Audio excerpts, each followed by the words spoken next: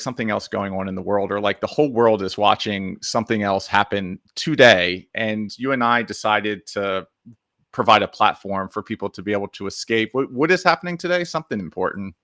NFL trade deadlines today. That's happening. And the election, I think. If the election's happening today. That's I didn't even know. Is the NFL is that a true? Is today the deadline for that? Yeah. I found out this morning. My boys were telling me. That's hilarious. Well, cool. So we'll try and keep it kind of light, loose, and off of politics. I guess the public service announcement here is get out and vote and go vote for the candidate that you find that is best. But here we're really to talk about you and your journey and kind of the insights that you gleaned along the way. There's some things in your background that are super impressive, and some things that I definitely want to get into, specifically when you were employee, I think number 11 or something like that, and then just went and did amazing things there. But just kind of bringing it back to like the start, the one thing that I noticed about your experience as I was looking through it is, one, it's very long. You have a lot of things that you have done, that you have accomplished in life.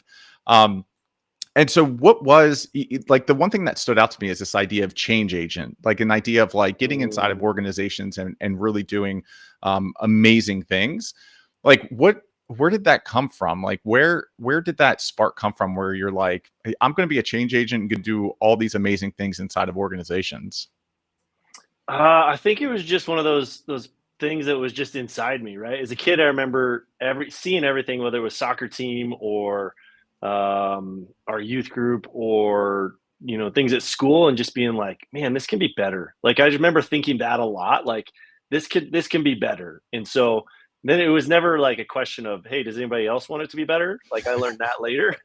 Not everybody always wants that. And so it just became like this, okay, well, let's make it better, right? Like why wouldn't we want it better? And so it's like I said, it's a double-edged sword, right, in certain areas, but I think at the same point, like I really enjoy it. I really enjoy asking those questions and being curious and pushing through, and now I'm just a little bit more respectful probably in where I touch and what I change versus just change it all. Nice. What position did you play for soccer, out of curiosity?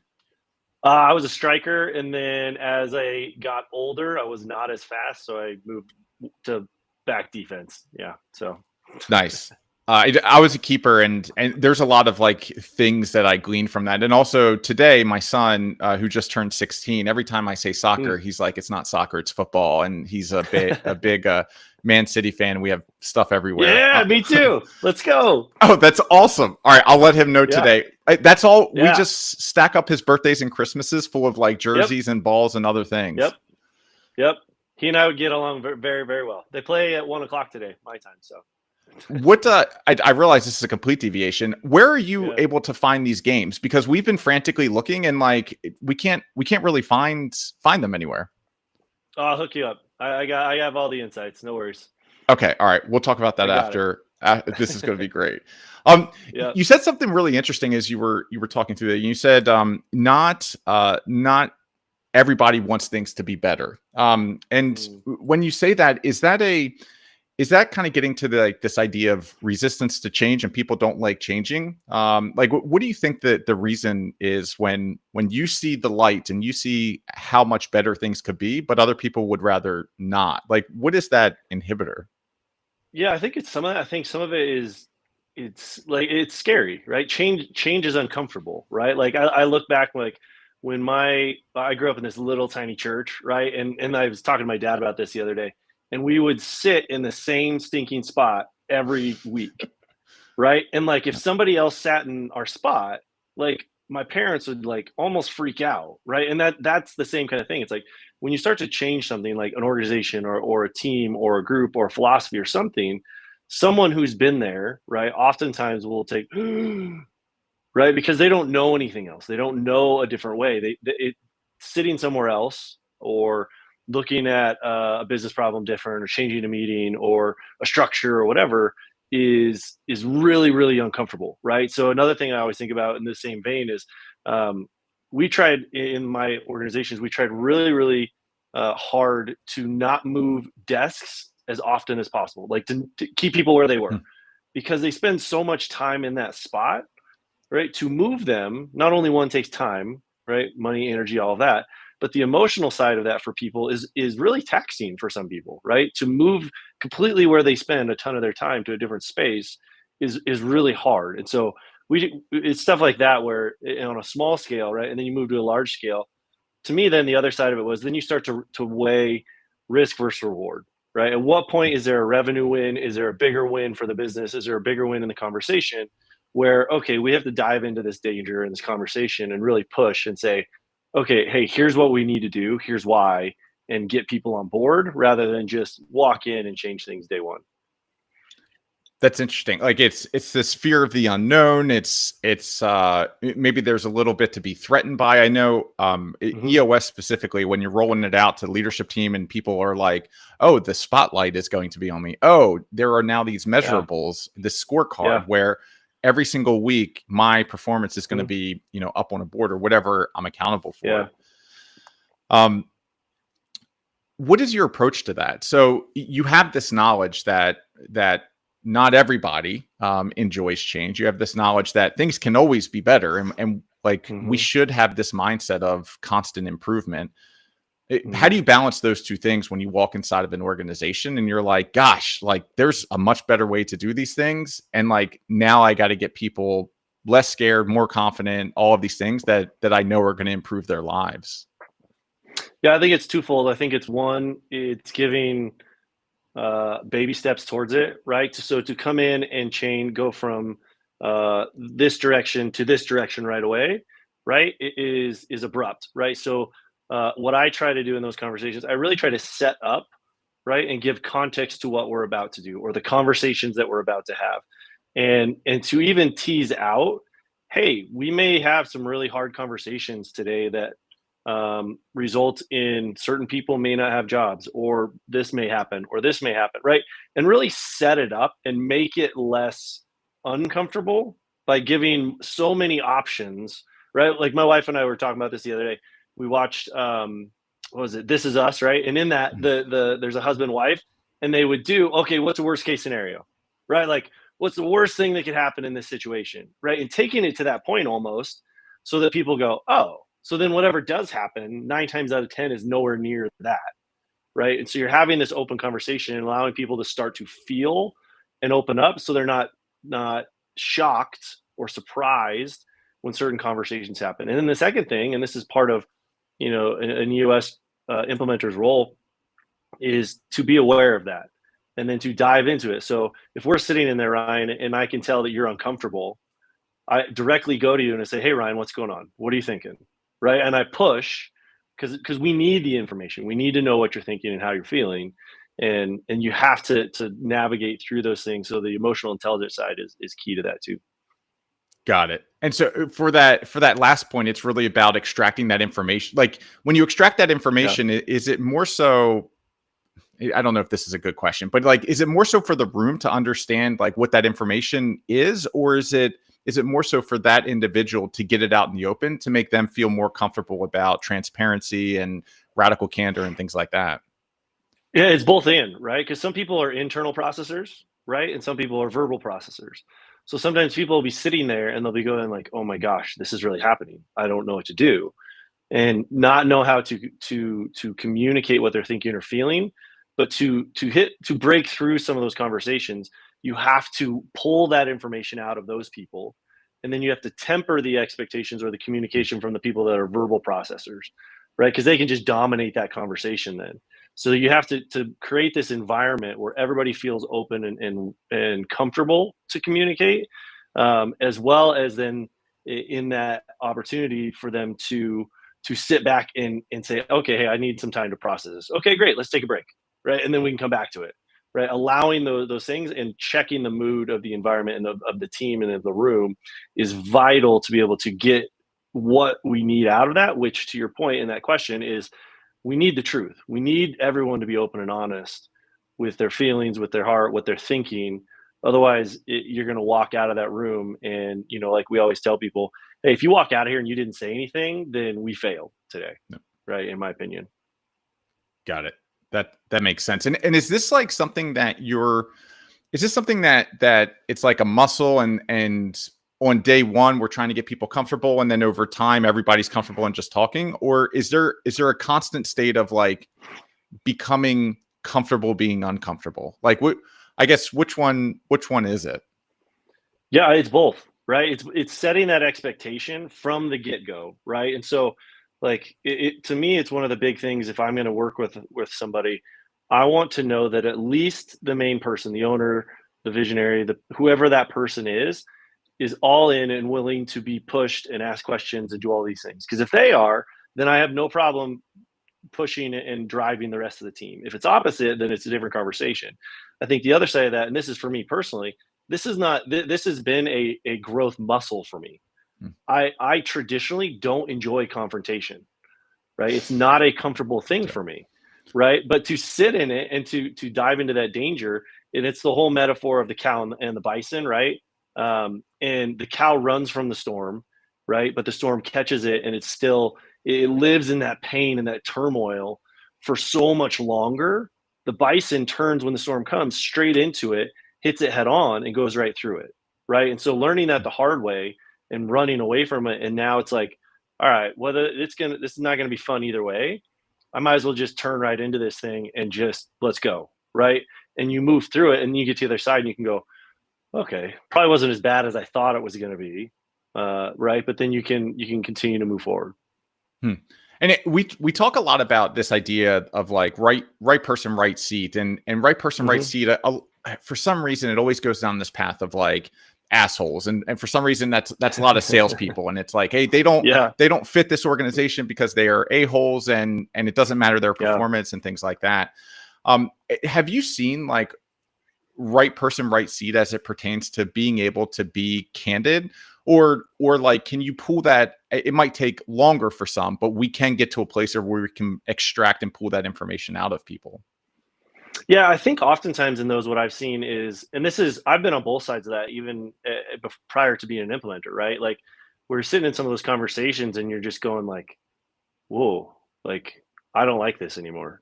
Like I don't like that role. I don't like right. Like, and I'm self reflecting and going like, I don't fit. But that's scary to raise your hand and say that. But at the same point, and then there's the other side of that where it's like, yeah, oftentimes it is the salesperson, right? That it's oftentimes the hardest one to move on from. But I think the other side of that is you create that environment so you can have those open conversations. And when you get the right people then in the room, those conversations are really, really easy, right? Because they feel comfortable, they trust. There's not somebody that they feel is holding something back, or they at least understand, okay, Justin needs to process this a little bit. Okay, how can we help him, rather than, oh, he's not participating, so he must not care, right? You're creating that environment and pushing that forward so that they can have that holistic, right people, right seats conversation when you're not there in the room as well. Got it. Okay. And now to get a little bit into story time, because I Yeah, did want to jump in on this idea. I think were you employee number 11 at this organization? Is that correct. okay? So Yep. you were employee number 11, and this business like quadrupled over 3 years. So Yeah. how did you find it? How did you start? What did you accomplish? And kind of how did all of these things come together? Yeah, I was coming out of a role that I was probably at a really low point, just emotionally, mentally, mental health wise, all that kind of stuff. And I had a buddy that, knew I was looking for something. And he goes, "Hey, I know this guy I play softball with. I think he's hiring for something." I was like, "Sweet, cool. Well, connect me." And so he connected me. I think that was on like a Monday or Tuesday. I had an interview on a Wednesday, another one on a Friday, and then was offered the job by a Monday and started like a week later. Right. So it was total, right place, right time, knew somebody, and is very common. But and from there it was awesome. It was a father son team. And they were amazing to work for, still talk to them to this day. And yeah, we took off. We had an amazing, amazing team. We had, I would say, 98% of right people doing the right thing. So right people, right seats. We had really, really clear and great vision that was communicated all the time, which allowed us to walk in and have some foundations and grow and take off the way that we did. And when you entered the organization, like was Mhm. all of this already happening, or did you come in and as you looked around, it was like we weren't quite at 90% of right people, right Yeah. seat, or where we needed to be, and there were some changes that had to be made, or did you get lucky and walked in? You were like, these are my people, this is my culture, and I'm here to pour gas on the fire. It was both in, right? I think there were some people that moved on as we went through, right? And part of that was kudos to the process, right? Of it, when you're telling your core values and you're living your core values and you're driving those things home and your vision, right? Like we talk about in EOS, what happens then is people start to hear that and they self-select out. And we had people that did that along the way, and those were the right people to leave. It wasn't a fit for them. The other side of that too is like I remember all the time telling the HR team, hey, give me 30 seconds with the person that you spent however long vetting, and I can tell you if they're going to fit or not, right? Because one of our things was fast paced, and it would be like, hey, Ryan, we're really a fast paced organization, blah, blah, blah. And everybody would always go, oh, that's so cool. It's awesome because they want the job, right? So then we'd lean forward, look them dead in the eye, and be like, no, Ryan, like we're extremely fast paced that most people can't keep up. And if this isn't the right fit for you, you're going to burn out in 90 days, and we don't want that. Right. And they would either go white, right, with terror, or they'd be like, yeah, let's go. Right. And we wanted the let's go people because that's what that they fit our culture. Right. So using those principles and tools allowed us as those people left and as we grew, right, from 11 to we went to 450, growing in that and growing in that capacity, we had to, with the speed we were going, we had to get the right people in. If we missed on some of those, and we did occasionally, man, it hurt. It hurt so bad because we were growing so quick. Wow, 11 to 450. And what kind of business Mm-hmm. was this? Contract manufacturing. Contract manufacturing. Got it. Yep. When you think about, because it's interesting when you were telling that story, my brain went to I've got the core values of my last company behind me, and we have Yep. them framed, and we would talk about them every Yep. single week. And you were talking about like weeding out for culture fit, and we have this whole thing that Yep. we do. We have a process, we have Mm-hmm. a core values interview and things like that. And as you were Yep. talking about that, it was like not getting excited over. And I look back at our core values, and it's like people first. And if you go and you're like, hey, do you like people? They'll be like, yeah, we like people. And so I was thinking, like, what core value could there be where like someone would be like, this isn't for me? And then you came up with this idea of or not the idea, but the things that you guys use, which was fast paced. Mm-hmm. When you think about an organization moving that quick, like, Yeah. how do you put the tools or the infrastructure, or like how are you supporting folks to make sure that they aren't burning out? So it's like, this is our core value, we love our people, all of these different things, but we operate very fast, dynamic, we make decisions, and we just go. Like, Mm-hmm. how do you prepare somebody for something like that? Yeah, we say it from the get go, right? We lay the expectations, like the fast paced aspect, and we're saying it'd be like, hey Ryan, we're bringing you in to do X job, right? Director of marketing, whatever it is, and here's the expectation. We're not going to handhold you. We are not going to micromanage you. We're expecting you to do X, Y, and Z. Here's your numbers. Right. Like we're helping them, right? But there's a level of that because, and we say we move so fast. We're needing people that come in ready to go at a high level, right? And we're not again trying to scare them, but we're trying to scare the people that aren't ready for that and know they're not ready, right? And so when you're having that conversation, then you're allowed to start to vet. That's where you really start to learn. Okay, man, yeah, I think Justin's a good fit because he seems to kind of know he's done the right. You can start to have the offline conversation and the understanding, and then in that too, you start to see some of the cracks as people try to either make stuff up or try and get through the process, right? Just because they're really excited about it and they're just not ready. And so casting that vision, it allowed us then, once the person was on board, it really allowed us to grow quickly because we had competent people doing the right things. And they then additionally, this is something my dad always said, what we found is then people will live where they can build, Hmm. right? And we allowed them, right, in the EOS mindset of 20/80 approach of taking that 20% of the process to get you 80% of the way there and be like, hey Ryan, here you go. Here's all the things that you have to do. Okay, well, what about this? Figure it out. What about this? Figure it out. If you need my help, let me know. Right? Like, but here's the core things that you have to do this way. Everything else, let's go. Right. And they started to use AI, they started to use all these other things that allowed us, right, to grow and capitalize on all the things that were happening outside of our building too. That's awesome. People live where they can build. Did you find at times that you would bring people in to do a certain task and realize that the place where they wanted to live or wanted to build was a little bit different, and there was a success in transitioning them, or was it like in or out?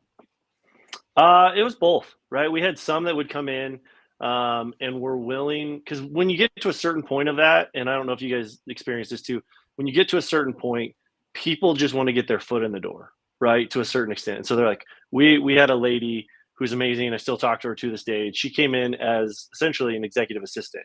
And within like 18 months, she had 3 different roles, and she was up to a project manager, account manager, like running some big clients for us, right? Because she was willing to just come in. She fit the culture, but she was willing to learn as she grew up, as we had opportunities and we had different spaces to get to a point where we're like, oh, okay, this really fits her, right? More so, we knew here like she's way overqualified, but we want her, so let's figure out how we can get her there. And then we had other people who, yeah, I mean, they would bomb out, and those ones hurt. I mean, you take them.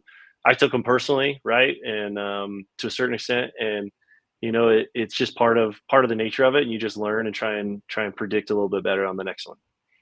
Yeah, so it's really interesting when you said like those are painful, because I think all too often we get caught in this trap where when an employee fails, we're like, that was them, like they weren't the right person, or they this or they that, and it's like, well, maybe you didn't vet appropriately and they shouldn't have gotten them inside the organization. Maybe we didn't onboard them correctly and properly set the expectations. Maybe we didn't support them with the tools and resources that they needed to be successful. 100%. And so not that I sit here and like to hear you say like I took that personally or like that was hard for me, but I think that shows a certain level of like leadership and confidence to acknowledge that like a lot of these things do fall on us. Yes. Yep. You told some really interesting stories as well. I had one. This happened probably 3 different times inside of Hunt a Killer, but we had one person that started as an office manager, talking about overqualified. She had her master's degree in HR, and like she eventually became my executive assistant, which to a certain degree, I think when we think about roles like chief of staff and executive assistant, like we tend to minimize them. But like she ran everything. She ran my emails. She ran my calendar. She responded as me. And to think that people like that, and then our former VP of operations, he also started as the office manager, sitting at the front desk, having FedEx packages come, and he worked his way up. So I agree with you there. Yep. Well, and that was one of the long-term goals prior to selling was we wanted, I mean, even on the manufacturing floor, like our philosophy was we wanted people to come and stay and build a career, right? Not just to come and jump to the next warehouse, right? We wanted them to come in and be like, hey, what do you want to do, Ryan? Man, like I really want to be an accountant. Okay, let's help you figure that out, right? Like, and invest in them as people, because we knew long term that would help them stay. And if they left, man, we were the biggest cheerleaders ever, because we knew that a part of their story was like, man, they really helped me do that, and I'm so grateful to that, right? Like, and so I think that was the other part too that was fun in that process, was when you got to do that for people and really see their success, which I think is another unique leadership quality and piece that we tried to build into the organization too. Yeah, I don't understand why more folks don't think like that, or like investing in their people. Like one thing, we had folks in Vistage key groups, any way that we could continue to develop people and get them around. And if they left, okay, like that happens and that's life. And like we didn't get upset about that. Like we want people to grow, and if that's grow with us, which we would obviously prefer, great. But if they need to go somewhere else to grow, that also is great. Yeah. Well, because it's the old adage, like it's like a car, right? The cheapest car you'll have is the one you have. Yeah. Right. It's way cheaper than a new one, right? It's the same thing with staff. Like the cheapest one you have is the ones that you have. So why not do what you can to keep them? Because training one, hiring one, doing all the stuff, and this better than anybody, especially now, like is far more expensive. Yeah. Yes. Yes. Very, very much so. I mean, that's one of the reasons we spent like $700,000 on recruiting over 6 years at Hunt a Killer. And every time I was like, where's this money go? Like, is there something I don't know about? But there's the recruiting, there's also the time. So when people are recruiting, generally they're not recruiting because they have a whole bunch of time, because they wouldn't need somebody else if they had a whole bunch of time. And so it becomes Yep. this kind of, I don't know, double duty to find somebody and bring them through the door. So you've got the time, the money, and then you've got the degradation of the culture or other things that could happen if you bring the wrong person in. So I agree with you. And I think all too often we underestimate the costs of a bad hire or leaving someone in a seat too long. Yep. Cool. So how did EOS play? Because it sounds like one of the things that you talked about in here was this idea. You didn't say this. This is kind of what I inferred is like to grow fast, there needs to be autonomy. So like to grow fast, you can't be micromanaging a whole workforce. Like you need to set KPIs. You need to bring competent and skilled people through. They need to understand that 20% of the process, and then they need to just go and do. Did you walk into an organization that was already operating on EOS, or is this something that came later? No, it came later, and we self-implemented, and part of that was because we told ourselves that we moved too fast to stop, right? Which is a very common, I guess, excuse. And but to that extent as well, it was our ability to pivot and move was vital to us. That was a huge value to us as a business, and so what I didn't know at that point that I feel like I know and have a better handle on now in doing this with other businesses is, man, the time to slow down would have helped us go faster, right? That would have really put us in a better position. And they sold for silly numbers, right? But they could have sold for more silly numbers, in my opinion, if we would have done some of those things differently. But what it allowed us to do is as we started to do those things, the L10s, the issue processing is where we really started to catch some wind, both culturally as a leadership team. When you solved issues and the inertia and the positivity that it created then in the organization was infectious, right? And you could walk out and you'd solve some problems and you'd leave that room and you like I'd go tell my team like, hey, we solved this and this, and like I'm excited, and then they're excited, and then everybody's excited, right? And it's like you had this positive flow that was going simply just from solving things, doing some of these little pieces. We could have done way better, but at the same point, man, it is what it is, and we learned a ton. So so Phil Cooper talks about this all the time, and I had him on, I don't know, maybe like 3 or 4 months ago, and he told this story of like the same exact thing, which is like if he knew what he knew now, and he's got it down to like the number. It was like 10,400,067. It was something like down to the number of the difference between if he would have properly implemented and had all of this stuff in place, the net gain there. And it also reminds me of our story. So we self-implemented. I was a part of a Vistage group. We had a brilliant EOS implementer come out. And I was like, oh, this is great. So the good idea fairy on the Fridays after Vistage and the executive teams rolling their eyes. But we self-implemented for 2 years. And like, we're like, oh, we got this. Like we're skilled. We're amazing. And then we go and we get Margaret Dixon out your way in Colorado. And she's like, what the hell are you guys doing? So we went through like 2 transformations in a 3-year period. But there really is so much value to having not only a subject matter expert and like point out kind of the little things that you're getting wrong, but having an outside perspective, a voice in the room that can help, like you were talking about earlier, bring things out of people.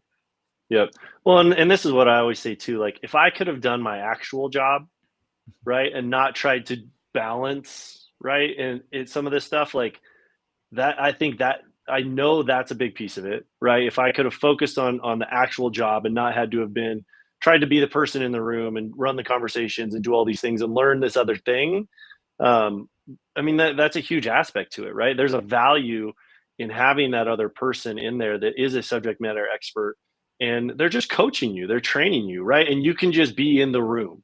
I don't have to manage the room and run the room and do this and give my opinion and be the tiebreaker as the integrator. Like, man, like if I could have just been there and been the integrator, dude, like my wife probably would have been happier towards the end.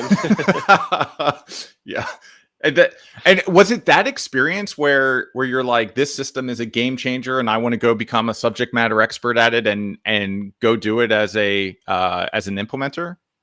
Yeah. And it was like, man, if it can do that for us, and as I learn more and more, and like we can do it that horribly, right? To be completely honest, man, what could it have done if we would have done it right? So there's a curiosity side to that. But then like, man, what could it do for other businesses, right? Like, what could it do for like born and raised in Northern Colorado, passion for this. Like, I want to build, I want to work with businesses within 3 hours of my house.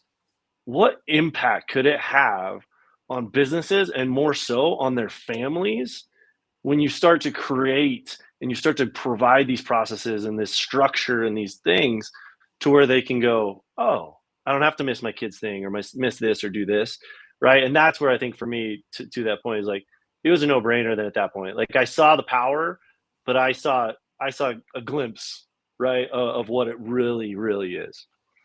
And are there, so your time in the integrator seat and seeing Mhm. this rolled out, are there experiences or instances that you now take from that and you bring to like your current clients where you're like, I've seen that, I've dealt with that, so forth?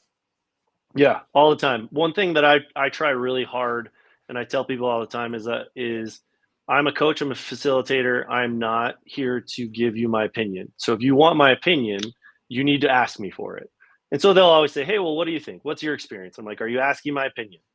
And so right, and so I have no problem doing that, but I want to be really clear in that. And yeah, of course, I think that's part of the value too of having an outside perspective, right? When we're so close to something, whether it's like think of a puzzle, right? When you work on a puzzle long hours and then all of a sudden you walk away and you come back, oh, there's that piece, right? Like things just become clearer, and to have somebody else that can help give that perspective and nudge you even in the right direction is super helpful. And that's where you see, like when I was saying before, if we would have slowed down, we could have sped up far more, right? If we could have slowed down and had somebody say, hey, Justin and team, what do you think about this? Oh, yeah, we didn't think about that, right? Because we're moving at light speed, really helps change the trajectory and the viewpoint of what you're seeing. And when you were self-implementing, how long did it take you guys to roll it into the entire organization? Because I know once we got an expert implementer, she was like, "Listen, you guys actually become mini implementers yourselves. So therefore, like, Yeah. spend some time, get to know it, become your own subject matter expert, and then roll out." When you guys did it at your last organization, was it just like, "Love it, here it is, let's go," the entire organization, or was it staged? I would say we never even got to that point. I would say it was pretty, we really sucked at that, if I'm completely honest, as now I think back. Like we did some stuff within the leadership team, right? And we had the team kind of knew of, I wouldn't even say they even knew EOS. We didn't talk about EOS. I was just like, hey, here's our new meeting structure. Boom, we're gonna do this. Hey, and then we're gonna do this, right? And it was like, boom, go on to the next thing. Everybody's like, okay, great, next. Like, and that's what we did. So I like after even a lot of that, and I was telling some people, after I left and moved on and started this, and they're like, whoa, well, where did this kind of come from? And I was like, oh, we did all this stuff, right? It's like, Yeah. they're like, we did? I'm like, yeah, we just never had time to talk about it. that's that's awesome. Um, Yeah. when you're advising clients or when you're in the room and you've got a new client, like what's generally the hardest thing to be able to either implement or get that team on the same page with? I think it varies. I think some are strong in certain areas, some have right people in the room. Um, I would say the most uncomfortable spot all the time is when you go through the accountability chart, and you kind of just give the lay of the land of, hey, here's what we're about to do. There may be somebody in this room that doesn't have a job at the end of this or a seat.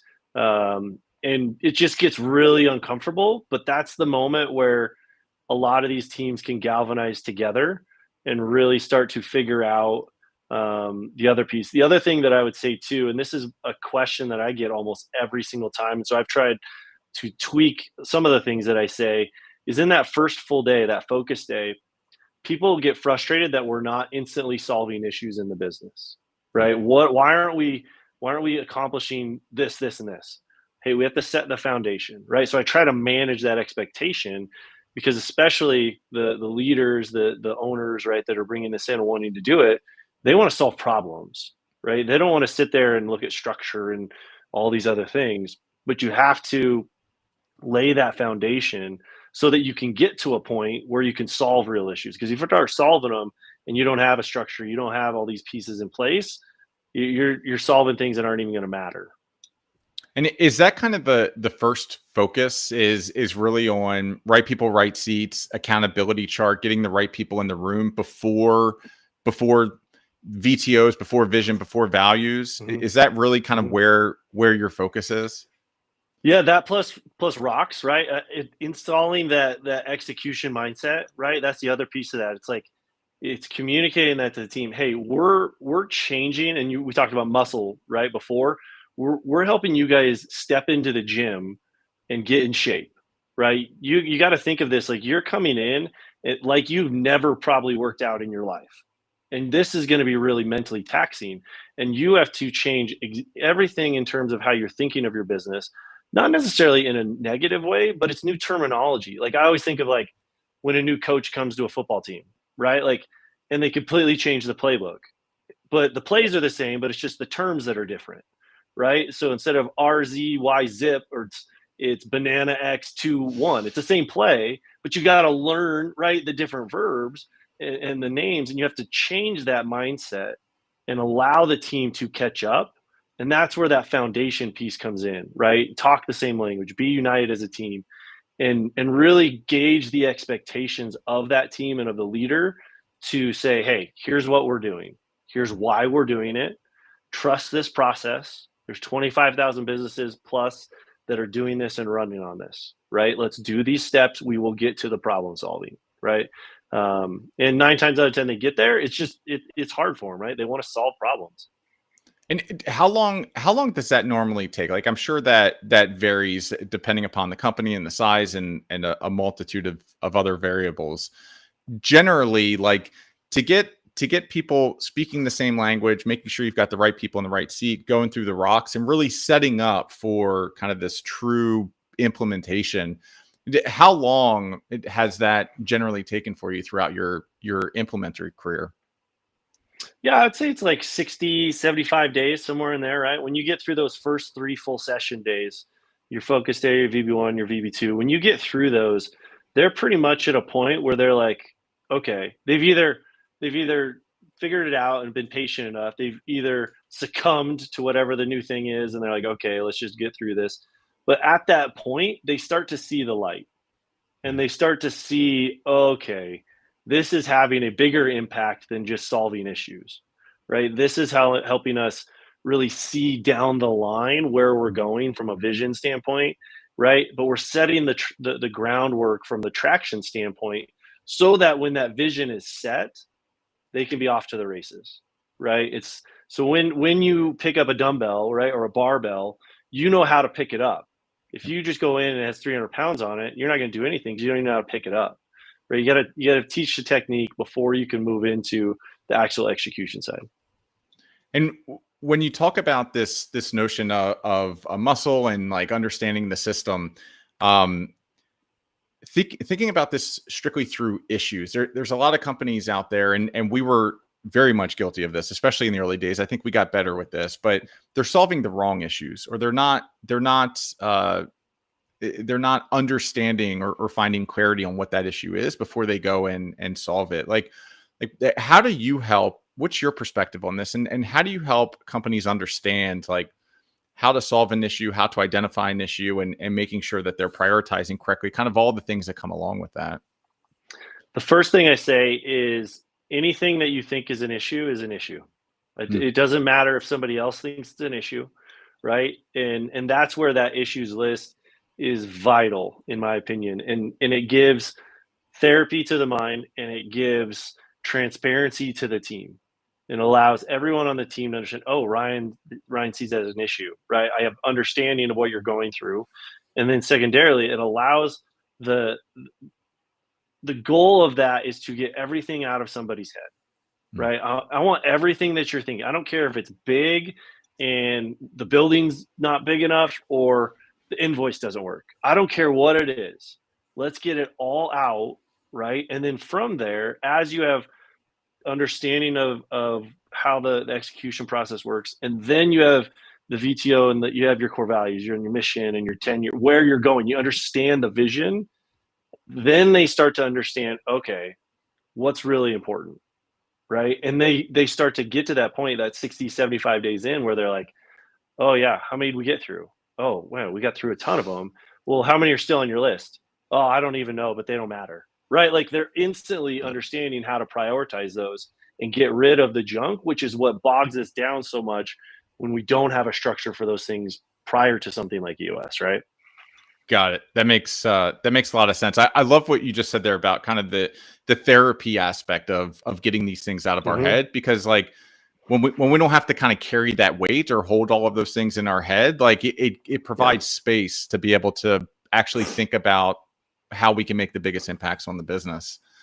And you Um, go back to sleep, right? Like if it's at 2 a.m., type it in.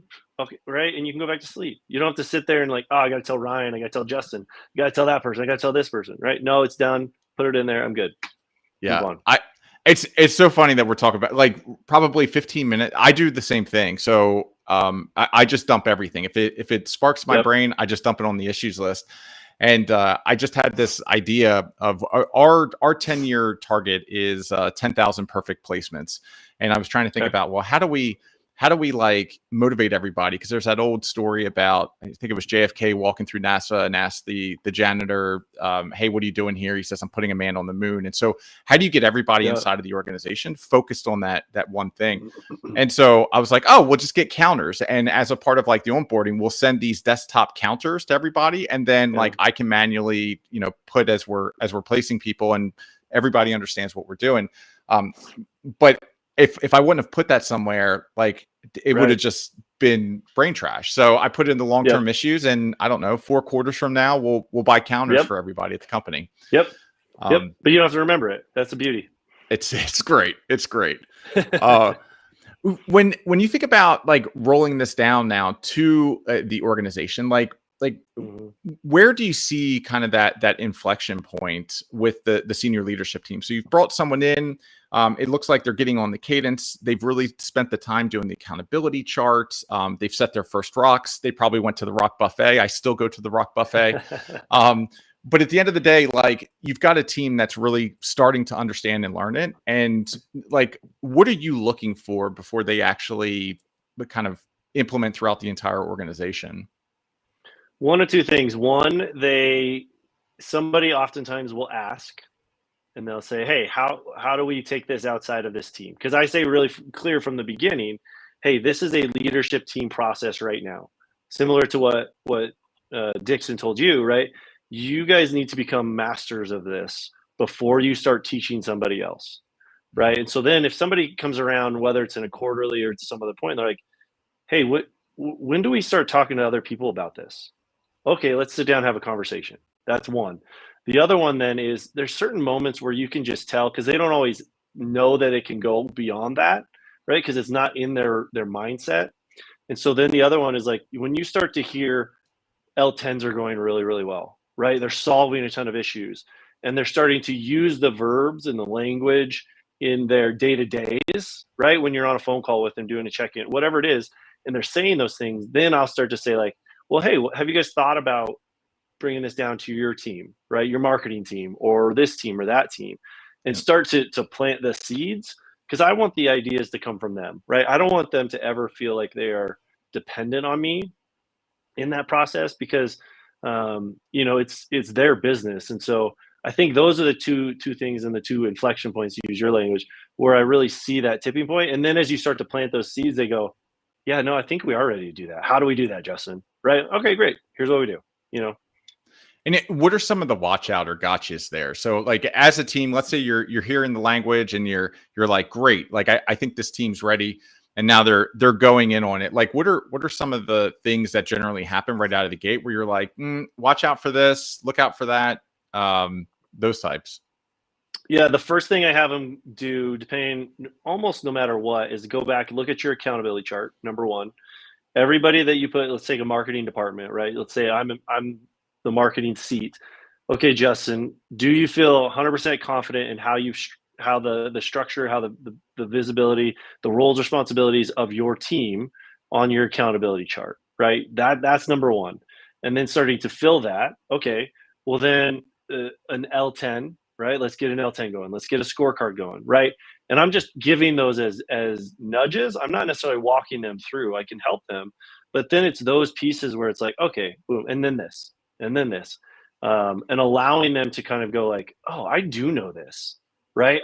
I do know how to do this. We did this. I can do this for my team, right? And then they have that ability, because then the beauty of that, in my opinion, is then they become the master for that group, right? They become Yep. the subject matter expert, which I think is vital when you start to carry that down throughout the organization, right? If I have to go in and I have to go to each department and do it, then I haven't done a very good job personally on my side, right? So allowing them to be those implementers, to be the masters, to be the experts, so that their team goes to them and not to me, that's the ultimate win.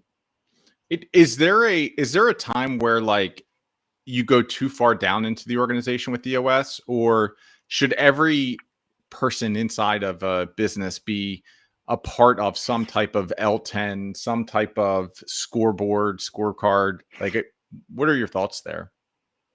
I think it really depends. I mean, I think in the organization we were a part of, it would have been really difficult to take it to like our manufacturing floor, simply because we had FDA laws. We had certain things that we had to do certain ways. There was elements that could come down, right? But to completely say, hey, you have to do it this way, and they're like, well, legally we have to do it this way. Oh, okay, fair, you win, right? Like, so it's finding that balance. But I think there's levels and aspects where like a scorecard, I think, is a no-brainer to me, and it can go all the way down, right? Everybody, and that's something we teach.